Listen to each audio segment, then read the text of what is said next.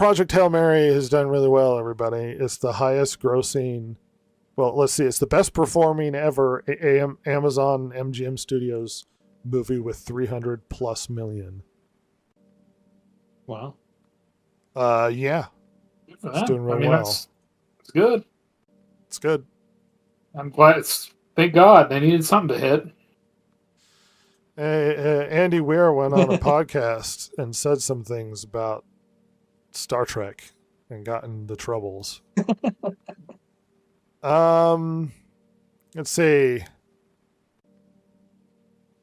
Topic in the podcast, Will Jordan said how refreshing the box office hit Project Mary has been, especially for audience who grew up on Star Trek and now suffer from a lack of such sci-fi efforts nowadays. Yeah, I saw I forgot who it was. I wish I could remember who it was who said it. Some analyst, he said something like all modern science fiction TV shows and movies have been heavily influenced by the original Star Trek, except for the current batch of Star Trek shows, Weir says. Jordan replied, yes. At first, Weir left that comment open to interpretation, but then added, I'm Gen X, so my sci-fi was the original Star Wars, or Star Trek, reruns and Lost in Space reruns. And there wasn't really much in the way of new sci-fi that was airing. There were where people are off in space doing cool things until we got Star Trek The Next Generation. Later, Jordan brought up the divisive Star Trek Academy, and he says, I think we could probably safely never talk about it again. It's gone.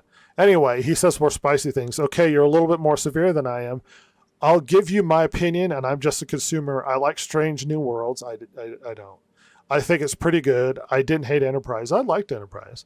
I thought it was kind of weird. Lower Decks, I thought was entertaining and fun. Lower Decks, I did not think it was entertaining and fun.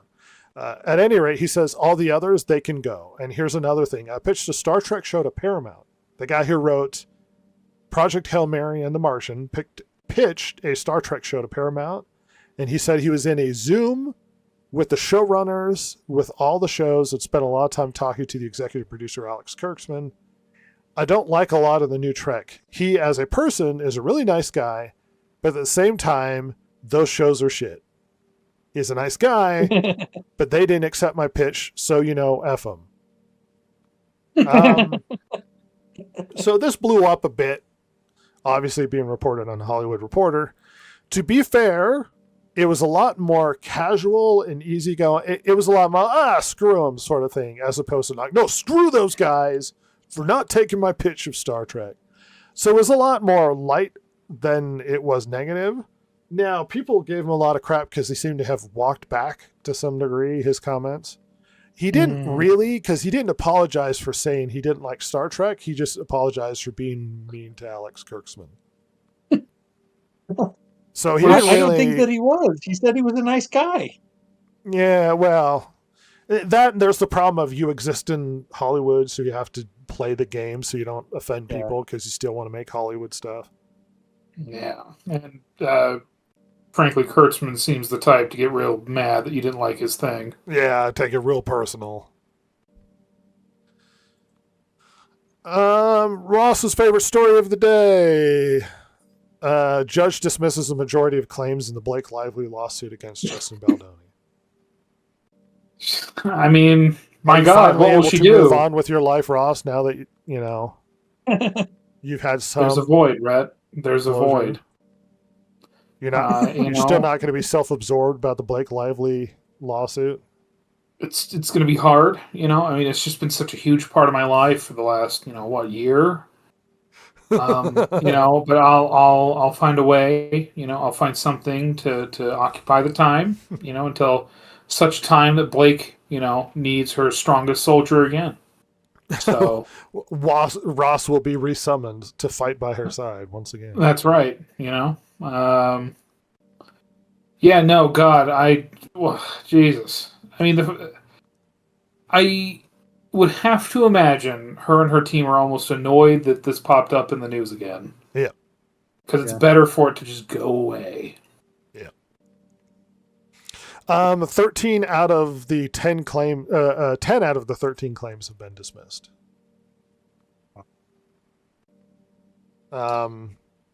She made some general statement, or at least her team, about continuing on the fight. But, whatever. She was getting, she was having, Taylor Swift consulting on stuff. And it's...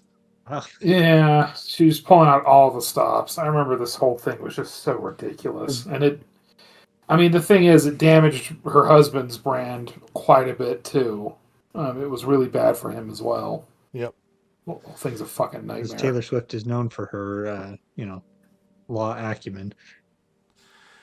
Super Mario Galaxy movie heads for a gigantic 188.6 million, 371 globally. This is going to be a $1 billion movie. Jesus, my God. Yeah. Oh, didn't it just come out? Yeah. Yep. God damn. Mario, I don't know what to tell you. So as far as reviews, I haven't seen it, but I'm just going to reflect basically what seems to have come out. Critics have lambasted it. It's 40-something% or whatever. And fans have loved it.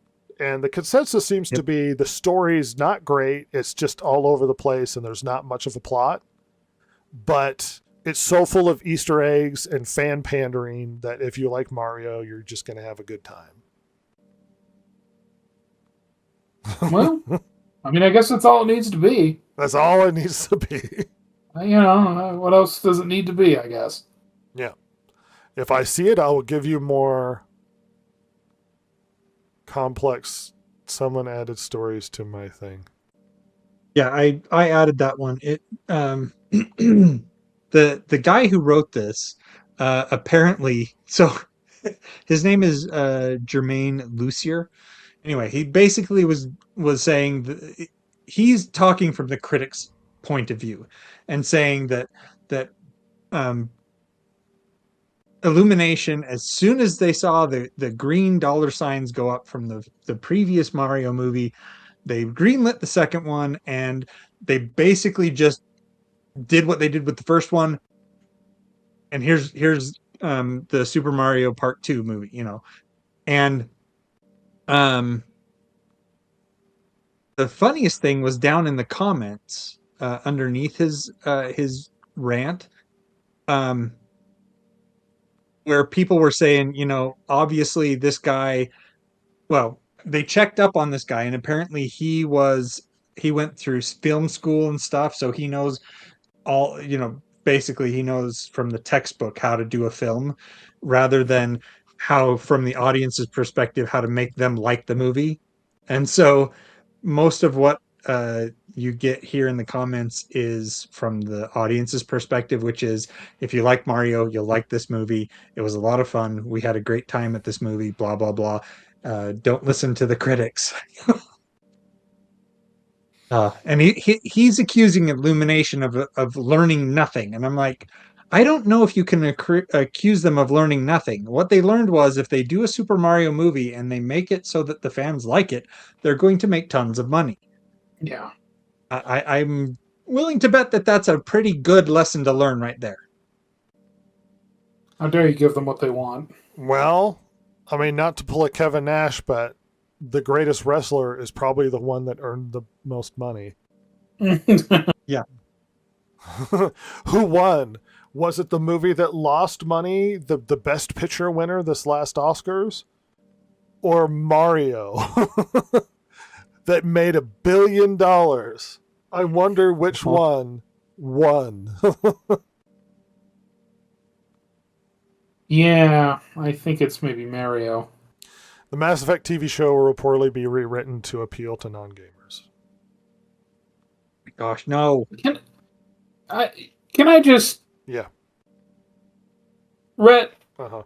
you know me. I like my sci-fi. Yeah. Sci-fi is, tends to be forward-looking and hopeful and looking toward adventurous. And Yeah, and there's there's so much you can do with it, but you can also make it very familiar. Oh, yeah. And the reality is, Mass Effect is perhaps one of the easiest for a normie to understand. Uh-huh. It's not that hard. It's not, it's UN in space. Yep. And humans want in. Yep. There you go.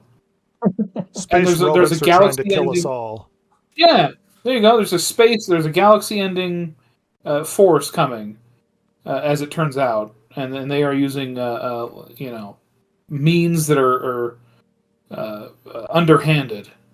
There you go. That's it. And there's some races that like humanity. There's some that don't. It's and the fact you want to make it to appeal to not gamers. Well, you're not making a game. You're making a show, right? So you're already making something that can appeal to not gamers. But the story of Mass Effect itself, the setting, it's perfectly fine. There's been sci-fi shows already. Star Trek already fucking exists. Granted, new Star Trek sucks balls, but just adapt the Mass Effect show. Just adapt the story. Just have there be special forces humans doing work for the Space UN. It'll work just fine. I promise you. People will understand it very easily. Farscape, very easily. Andromeda, Babylon 5. I just The Expanse, Battlestar Galactica. It's politics in space, different races, bang bang, shoot shoot, world-ending threat. We all gotta work together to stop the doom. Yeah, you don't have to change anything. It's fine. Well, no, we have to adapt it and create a lot more identity politics. It's already built in. It's called different species. Yeah, don't worry it's about very it. diverse. There's species that live 20 years. There's species that live millennia. There's species who have absolutely atomically annihilated their homelands and were basically like space roaches. They were breeding so quickly, and another species made it so they couldn't have successful offspring. It's just there's so much you can do with this. You even have... You know what they're going to do? They're going to have Master Chief show up and he's going to take off his helmet. Oh, my God. Come on, Ross. You know, Rhett, one of the problems with adapting a Halo show so long after the prime of Halo... What's the thing about Halo that you really can't reference too much nowadays that is inherent in the writing? It's entirely religious references. Oh, yeah. I mean, almost entirely. Do you know what the Arbiter's original name was? What's that? The Dervish. Oh. Which is it's a Muslim, Sufi religious order. So trying to do that well after that sort of writing style and everything, I mean, it's just insane because the oh my God, I mean, Halo's literally about humanity taking up the mantle of the Covenant's gods. Anyway. Don't get me started on badly adapted sci-fi from video games. I get really mad. It's just so fucking infuriating. Because you can't... God forbid you deal with the realities of how it was written to begin with. You know? No, I'm going to change it, misunderstand the entire point of the series, and then make it bad, and everyone's going to hate it, and we're never going to make any more. Hey, that sounds like Hollywood's plan for everything. Good plan. I bet it works out really well long term. I think Cap Cruz is slightly behind us, or a lot behind us, and says, I adore X-Men. Jubilee was my girl. I also adore X-Men. Jubilee had a cool outfit and gay sparklers for powers. not the Spooters. Don't make fun of the Spooters. Well, Jubilee, the Spooters. Jubilee and Dazzler needed to get together where Dazzler could have her concerts and also spooter her sparklers all over the place as well. The only real answer to the best X-Men is Nightcrawler and Gambit. No. And I'm not an edgelord, so I'm not obsessed with Wolverine. But Wolverine's cool. I'm just not obsessed with Wolverine. I am a Gambit and Nightcrawler fan. Suck it, universe. You know what's funny, Rhett? Yeah. Nightcrawler is awesome. How I know you and I are meant to be good friends? Yeah, because we have the same opinion on everything. Well, you and I both like the same Ninja Turtle and the same X-Men. Donatello. Yep. Donatello's the right decision. Excuse me. Always the correct choice. And Gambit and Nightcrawler are always the best X-Men. They always are the best X-Men. Freaking teleport abilities are amazing. I'm sorry. Well, I just love a man who looks like Satan that is a deep Catholic belief. Deep Catholic believer, yes. I love that. Do you remember the X-Men episode where Nightcrawler tried to help Wolverine with his spiritualness, and Wolverine ended up in a church praying? Yeah, I remember that. Nightcrawler's my spiritual guide, everybody.